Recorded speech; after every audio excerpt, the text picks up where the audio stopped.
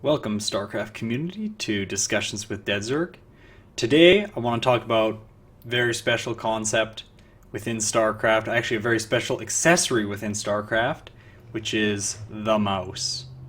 So, the mouse is one of two pieces of apparel, basically, that we use to input actions into StarCraft. And so, it's probably the most important thing to be extremely accurate with. And so I'm going to talk about a bunch of different settings and open discussion about those settings and see what other people think, see what I think, and hopefully you can take away some stuff which is going to help you give you a little bit of an edge in any of your mouse settings, those kind of things.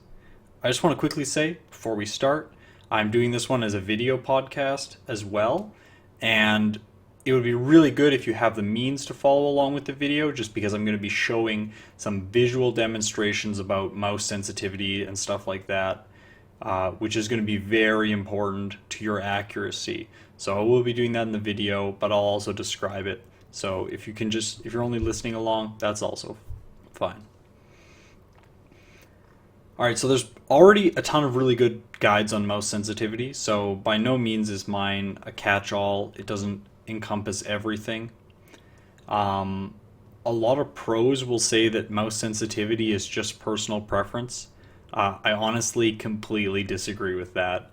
I think that to a large extent, some of the settings are going to be your personal preference, but there are a lot of settings which are just objectively going to help you out in certain areas of your play.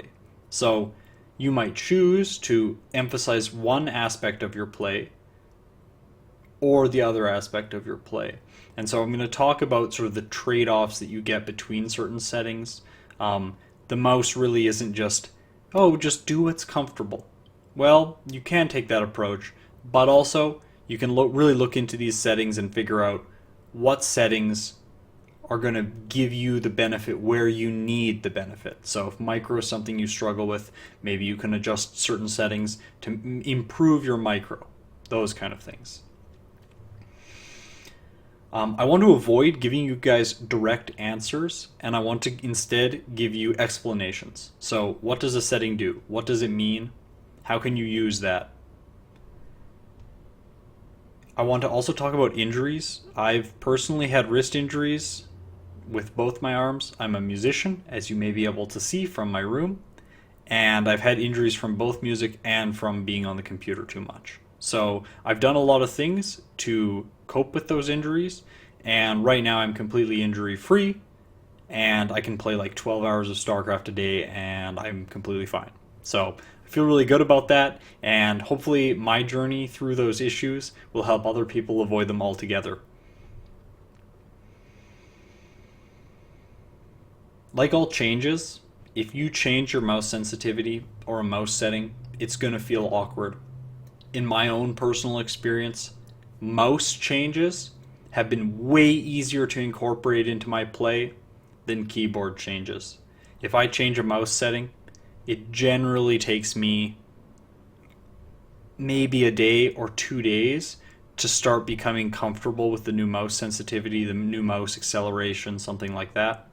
On a keyboard, if I change hotkeys or I move keys around, if it's one key or two keys, it's probably going to take me 3 days maybe to be really comfortable with it, maybe 4 days. If I'm learning an entirely new hotkey setup, something like that, it can take about a month. So in terms of your changes, if you're worried about things feeling awkward, that kind of thing, I would say don't worry here. If you want to change your hotkeys, worry. But if you're changing your mouse sensitivity and you're worried about that, I wouldn't worry. Change it. You'll adapt really quickly because you use your mouse for everything on the computer. So if you change the setting globally, you just have tons of experience. You're going around Photoshop, you're using it, right? You'll immediately start getting comfortable with that sensitivity after a little while. And I also want to say, choose the approach that is relevant to your engagement with the game. So if you're a casual player and you play in Silver League and you play one game every week or something like that, I'm not going to say go out there and do the most efficient thing, change everything to be perfect if you're already comfortable with what you have. It might just be nice to know a little bit more knowledge about a mouse, or you can change one setting that might improve accuracy overall. Um, if you are an aspiring pro or a competitive player like myself, maybe you do want to try and get every single edge that you can get in a game. Maybe you have had wrist issues and you want to find ways to avoid them. So maybe something like that is going to be helpful for you. In that case, choose. Choose based on your engagement with the game. I'm not saying everyone should do all these things. I've done some of them. I've done most of them, actually. I'm speaking from personal experience again. The podcast is called Discussions with Deadzerg. So it's all about discussing concepts with you guys. And hopefully you guys have a discussion back with me and I can learn something too. So I'm also going to talk and give a brief overview of what my settings are at the end so that you guys know how I play, why I choose that kind of thing. All right, so let's talk about it. Let's talk about the mouse first. So this is my mouse. I use a Razer Death Adder. It is actually a fairly basic mouse. So it has two buttons, two main buttons, right click, left click of course, and it has a scroll wheel. And then on the side, it has a forward and a back button. Those are usually used in the internet browsers to go like back and forward, that kind of thing. Can also be useful in StarCraft. I know some people will set up hotkey groups for those buttons. So like you press it and you get an observer, or you get like an oracle or something like that. Very easy access.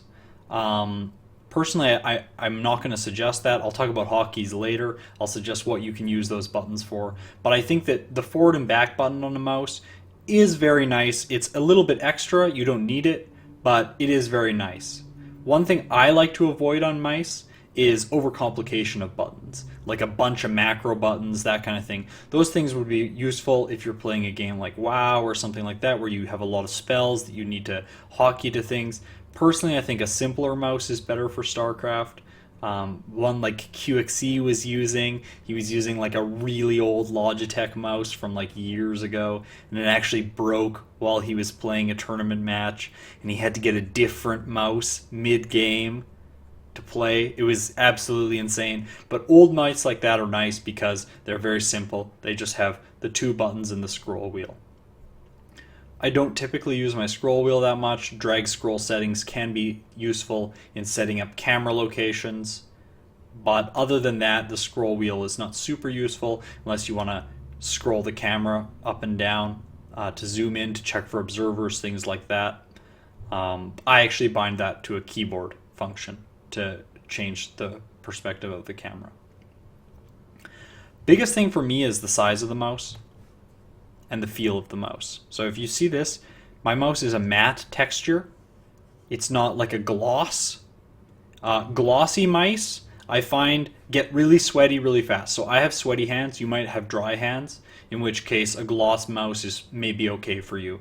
But for me, I have sweaty hands. A gloss mouse gets gross and sticky, and I feel like I just don't want to touch it when I'm playing. So I've tried mice like that before in the past.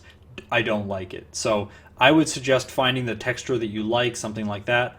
But if you have sweaty hands, maybe avoid the gloss mouse.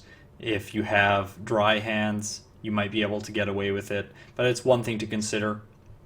The other thing is size of the mouse. Do you want a very small mouse or do you want a big mouse?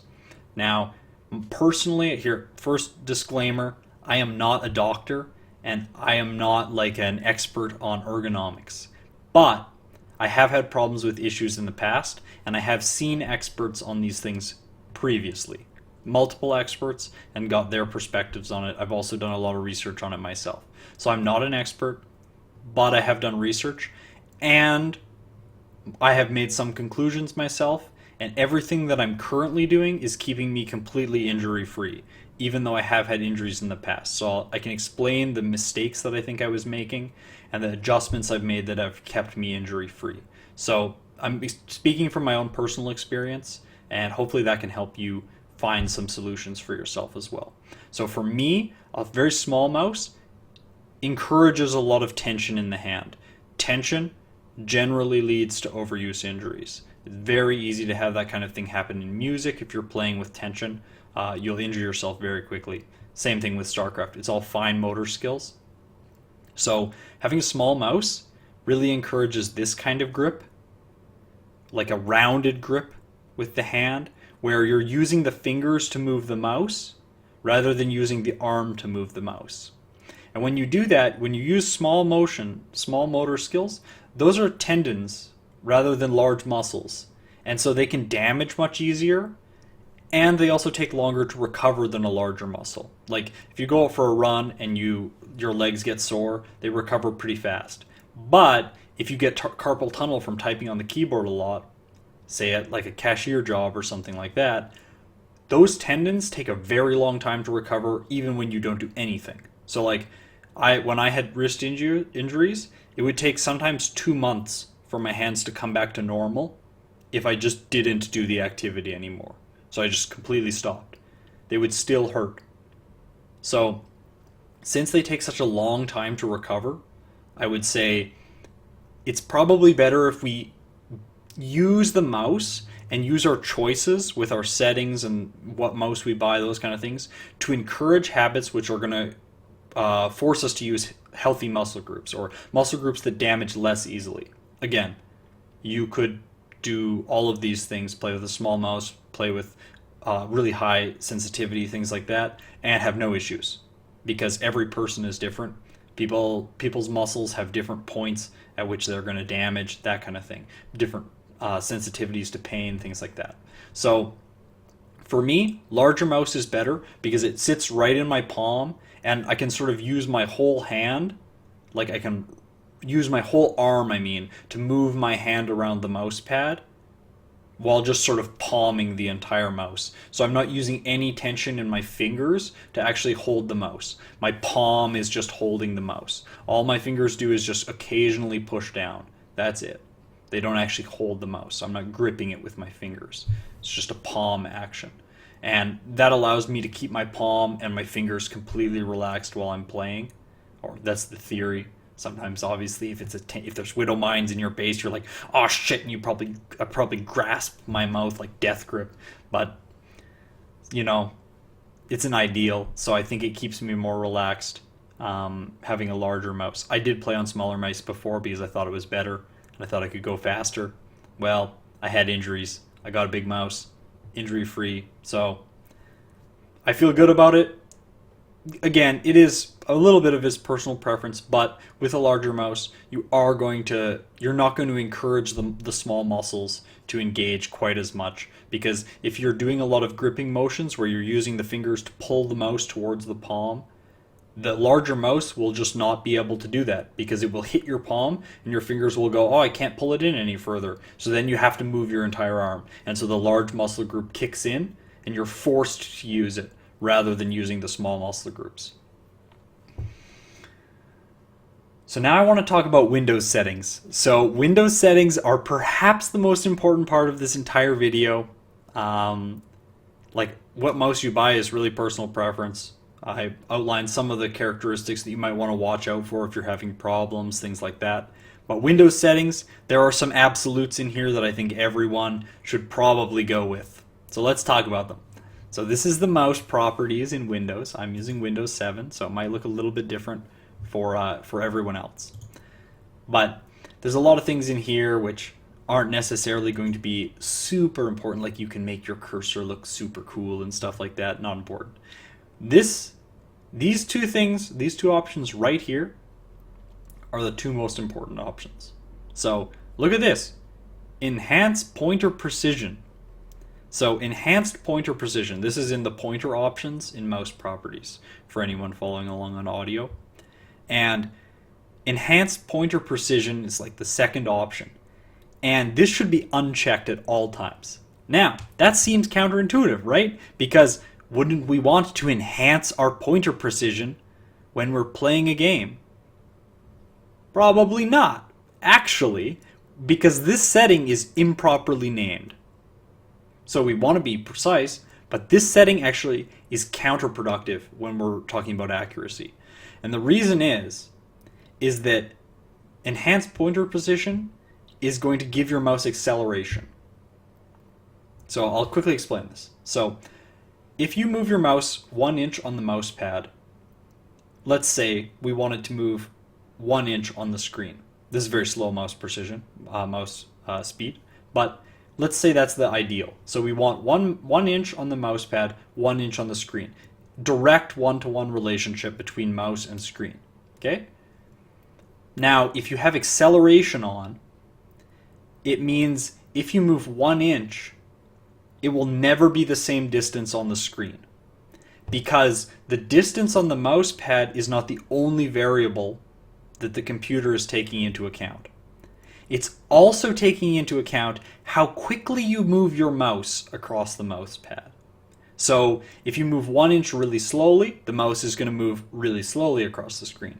But if you move really quickly across 1 inch on the mouse pad, the mouse is probably going to fly across the entire screen. This is acceleration. So the speed accelerates your mouse, basically. So if you move slowly, you're going to have a nice base speed where the mouse kind of drifts around the screen. But if you move really quickly, the mouse is going to go boom, boom, boom, and jump all around to the edges of the screen, that kind of thing. So this is enhanced pointer precision. It's basically acceleration. You can see in my Razer options here that there's also an acceleration, which I have completely turned off. The goal is give your brain less variables to deal with while you're playing the game. There are already so many variables. Which units do you build? You gotta spend your money, you gotta make supply depots, you gotta position your army, you gotta watch the mini-map, you gotta make sure that everything is happening. You gotta make sure that probes are mining, you gotta make sure that your units are on the right hold position or patrol or that kind of thing. Don't overcomplicate it by giving your brain 2 variables to deal with when it's using the mouse. So basically every guide that I've ever read on mouse accuracy has said turn this off. I turned it off and my micro immediately improved dramatically. So I would highly recommend turning this off. I think it's an absolute. I think you should turn it off. But to counter myself, play devil's advocate against myself in my own video, there are some pro players who do play with acceleration on. Naniwa is one that comes to mind. He specifically said in an interview that I watched that he does play with mouse acceleration. So you can be very good and have mouse acceleration enabled, but I would say disable it. So disable enhanced pointer precision. I almost guarantee you that you will see results if you disable it. It'll feel weird, really wacky for the first bit, because you're used to having acceleration on the mouse. But then after a day or two, like I described earlier, you're going to start seeing accuracy improvements in your gameplay.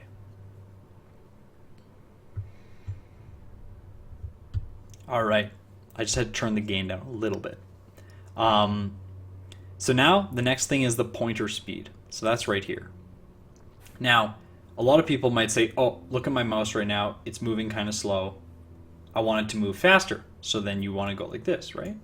Look at my mouse now. It's moving really fast. Okay?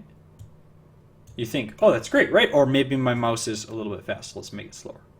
Now, this setting is extremely misleading, because this setting is not making you more accurate. It is actually making you less accurate. And I'm going to demonstrate this. So I want you to look here. This is right in the middle. It means everything's zeroed out, basically. It hasn't sped your mouse up or it hasn't slowed your mouse down. So watch here. So I'm going to just draw a line. See that line? I suck at drawing lines, but it's kind of wavy. But it's basically a line. You see it's smooth. There's a little bit of jagged pixelation there because computers aren't perfect. Now, I want you to look at something. I'm going to turn the speed up, and I'm going to draw the same line, just down here. Do you see that? So that's crazy. So what happens is it ends up looking like a staircase when I draw the line with sped up pointer speed. And the reason is because that pointer speed setting, selected pointer speed, what it actually does is it multiplies the mouse's position, basically. I'm not 100% sure technically how it works, but it multiplies it. So instead of just going through pixels faster, it actually starts skipping pixels. So it skips over one. It goes up and then over and then skips the connecting pixel in between. So you start getting this jagged line. So your actual pixel accuracy is a lot lower. So if you're playing a really precise game like a first-person shooter or something like that, this is extremely bad. With StarCraft, it can be bad, and I would say, why not just leave this right in the middle, where you don't deal with any of those accelerations or multiplications of the pointer speed. So you're never getting a staircase, you're always getting a smooth line. That's going to be the ideal. Now, the same thing is true for StarCraft settings. So mouse speed in StarCraft works the same. It accelerates your cursor. And so just leave it at 50% or just disable it altogether, because you can control your mouse speed through drivers or through buttons on your mice. So some might have a DPI button, which is going to be a sensitivity button basically, and drivers. So here are the drivers, which I want to talk about. Here's my DPI. You can set it all the way up here or all the way down here to 100. So DPI is dots per inch. Basically what it means is how many pixels on your mouse pad are there every inch, every square inch basically. So right now for me, there are 400 pixels in every inch on my mouse pad. So when I move across 1 inch on my mouse pad, it'll move across 400 pixels on the screen. Direct one-to-one relationship, basically like 400 pixels on the mouse pad, 400 pixels on the screen, because I have no acceleration. It's always going to be that. When I move 1 inch on my mouse pad, it will always be the same distance on the screen. On top of that, this is always going to be accurate. It's always going to be the correct sensitivity. It's good for when you go to tournaments, that kind of thing. You'll feel much more comfortable. And it doesn't have any of the wacky like multiplications or anything like that. So I just want to talk quickly about, so DPI is basically the best way to control your mouse's sensitivity. So control it with DPI. And what DPI is good? A lot of people ask that. I've asked that question a million times because I'm always trying to figure out what the best thing for me to do in my own play is. What DPI is the best? So I play at 400. And this is extreme because 400 is very slow, the mouse movement. A lot of first-person shooter players will actually play with 400 DPI. And the reason is they want to be very precise with their mouse. They want to use large arm motions, basically, because they don't want to give themselves a skill ceiling. So if your DPI is 6,000 or 3,000, that's 3,000 pixels every inch on the mouse pad, basically. And so if your hand literally cannot make a motion that is small enough to move the mouse 1 pixel, you have a ceiling. You cannot make yourself more accurate. It's like turning the speed up in Windows settings, because you literally physically cannot make a motion that small to make the mouse move a small distance. So it may be you can make a motion small enough to move a probe, but at the same time, you're going to be using all the small muscles in your hand, which damage more easily and take longer to recover. Okay? So maybe you can get away with it if you play one game every week, right? Like I talked about with engagement with the game. You might not hurt yourself. But if you want to play 10 to 12 hours a day, or 8 hours a day, or 6 hours a day even, you might start seeing issues if your DPI is too high because you're using all these tiny motions in your hand. I knew a programmer in Heart of the Swarm who played, I think, at 6,400 DPI, and he had really bad problems with his arm because I'm sure it was because his DPI was very high and he was using very small motions with his fingers, using his thumb a lot to move the mouse these tiny amounts to make sure he was precise on the screen. The way around that is just turn the DPI down. Go to a lower DPI where you have to use larger motions. It doesn't mean you're slower. It just means that more of your body moves when you make a motion. That way, like, oh, your shoulder, all your shoulder muscles are engaged. Some of your back muscles, your arm muscles. The effort that it takes to accomplish an action is spread out across all these huge muscles, which are really good at doing work. They do work all the time because you probably lift things and go to the gym or whatever. So you spread out the work across all these big muscles, and those big muscles recover faster. So it helps to lessen the impact of playing long hours. I noticed this directly. So a week ago I decided I was going to make this video on mouse sensitivity, And so I was like, okay, I should experiment more with DPI and see if I should actually be playing at 400 or if I can play it higher. And what are the benefits between playing at lower DPI and higher DPI? So I wanted to be able to talk about that. Increase my DPI to 800. And within 1 day of playing, my injuries were back. Turned it down to 400. 2 days later, I was feeling fine again. So it recovered quickly because I only had 1 day of actual damage done to my arm.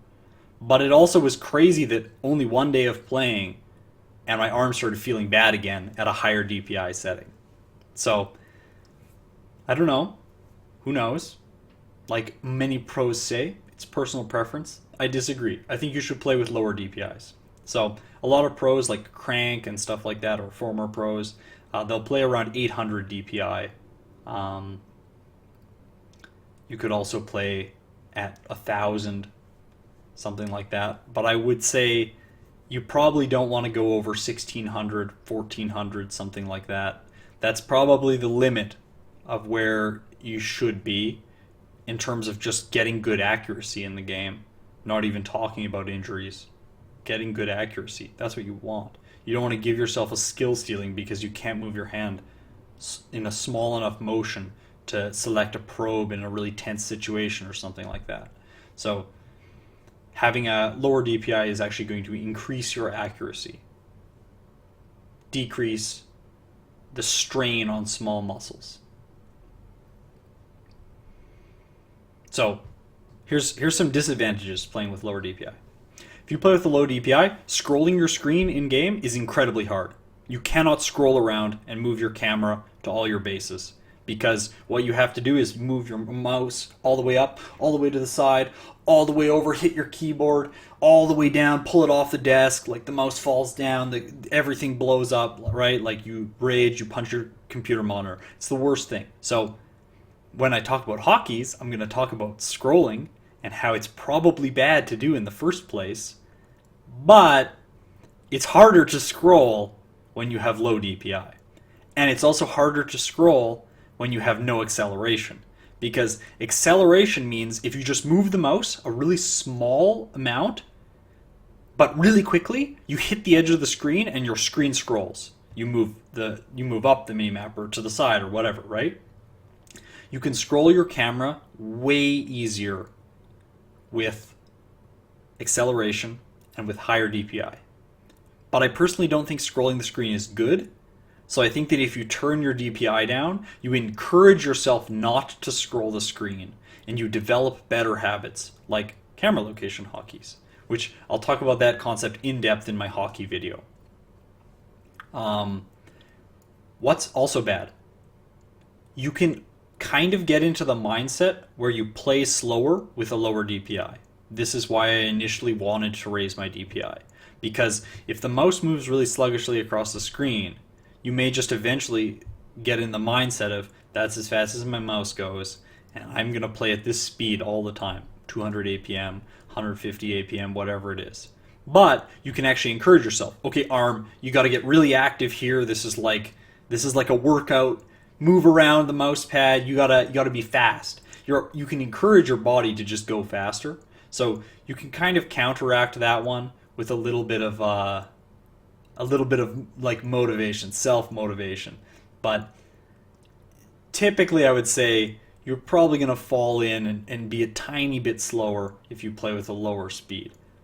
It's not an absolute, but that's what I've experienced. When I speed it up, I play a little bit faster, but then I get injuries. So like I would rather play than be injured. So those are my experiences.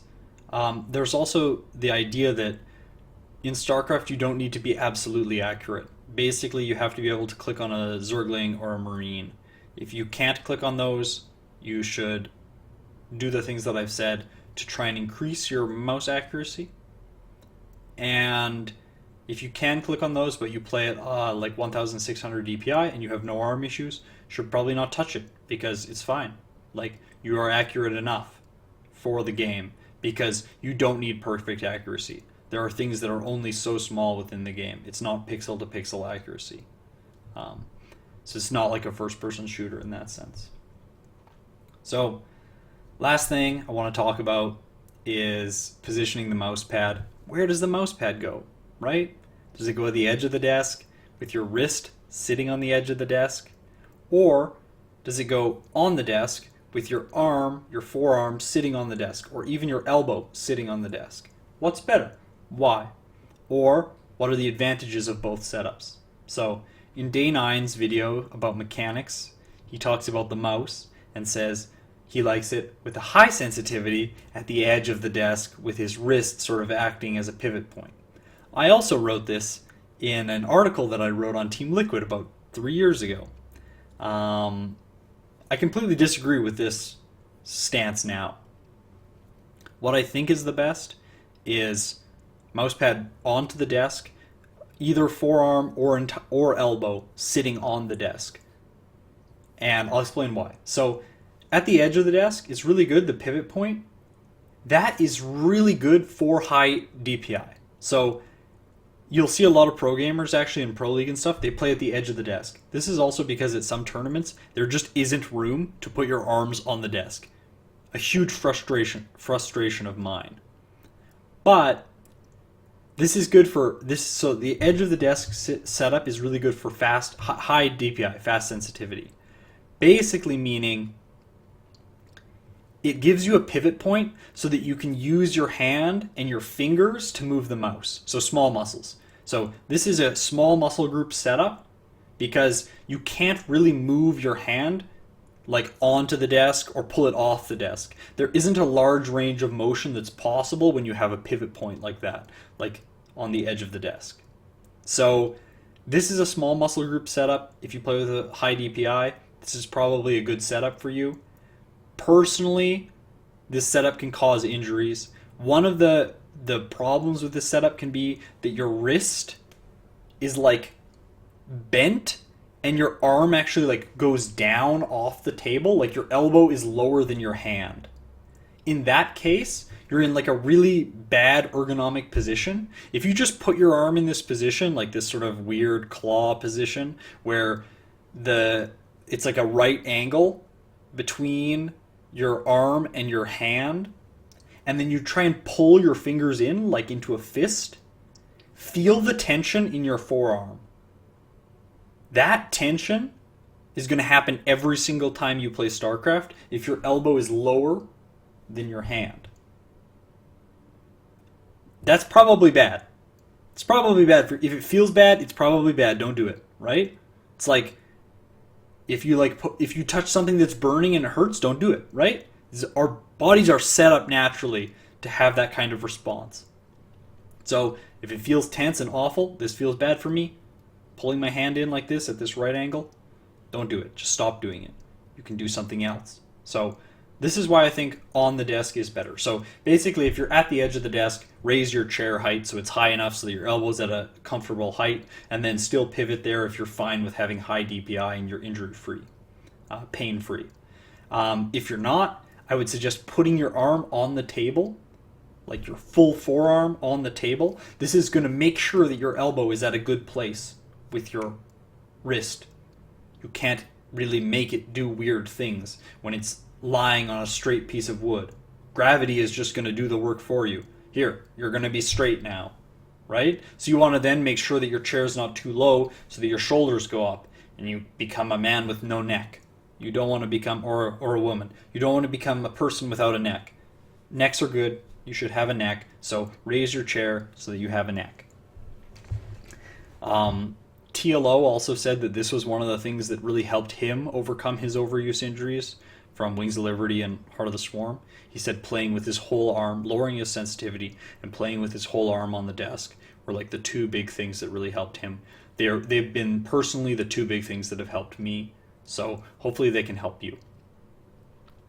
So personal preference is, so just to conclude, personal preference is important, but I think a lot of these things they're like driven by logic. It's not just you do whatever you want. It's do you want to use small muscle groups, and is that safe for you? If you do, what DPI? Like maybe you bring it down so that the muscles don't have to move as small. They can have a bit wider range of motion, but you're still playing at the edge, and then making sure that your elbow is at a comfortable place so you're not putting tension in places you don't need to. Are you going to use acceleration, or are you not going to use acceleration? I would say don't. Don't give your brain an extra variable to deal with while you're playing. Just cut that out. Deal with one variable. How far does your mouse have to move? The speed at which your arm moves will just determine how fast the cursor reaches that point on the screen. It's very intuitive, rather than having to calculate in the speed at which you move to select a medevac when it's a panicked situation, something like that. You may misclick in situations like that, so your micro suffers.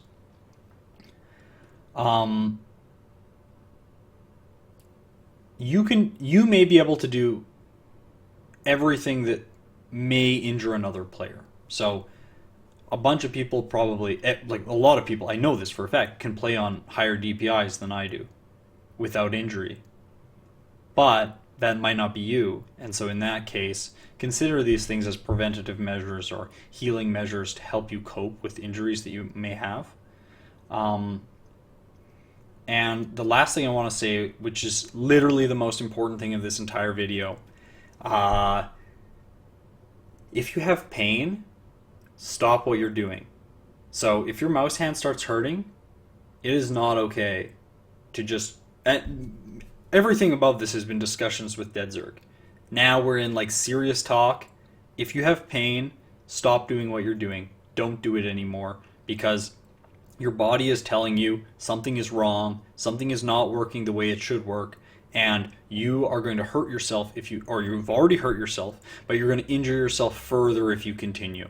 So if you have pain, stop, because these injuries can change your life dramatically. You can have to get surgery like Flash. You can have nerve problems where you will no longer be able to feel your hands while you play like MVP. So it's pretty serious. So if you guys feel pain when you're playing, just stop. If you come back the next day and it still hurts, don't play. If you come back the next day and it still hurts, don't play, because when it hurts, you're going to be doing more damage to yourself. And so don't consult Deadzerg at that point. Consult your doctor. Talk to your doctor if you have pain, and try and find ways to eliminate the pain so that you can play in a pain-free state. That's what I did. I talked to doctors. I talked to people. I researched this a ton because I wanted to figure out how are ways that I can eliminate the injuries that I have. And then give your body time to recover and slowly come back to the activity. 1 hour a day, does it hurt? 2 or even 30 minutes a day, does it hurt? An hour a day, does it hurt?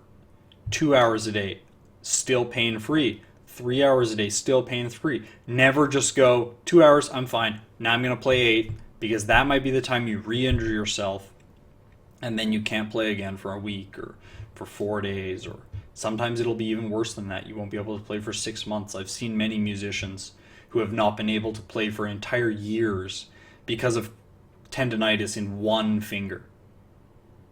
They just can't play for a year. So that's my warning message. And I hope you guys stay injury free, and I hope this helped. Hope you guys got some new ideas that might help you change your mouse settings. Or you might just be like, wow, I think my mouse settings are pretty good and I'm good to go. And that's great. So the next video is going to be about keyboards, and it's going to be short. It's probably going to be 10 minutes because I know this episode was huge, 40 minutes. But I think that the mouse really deserved that amount of time because it's such an important part of playing StarCraft. So thanks for watching, guys, and I'll talk to you later.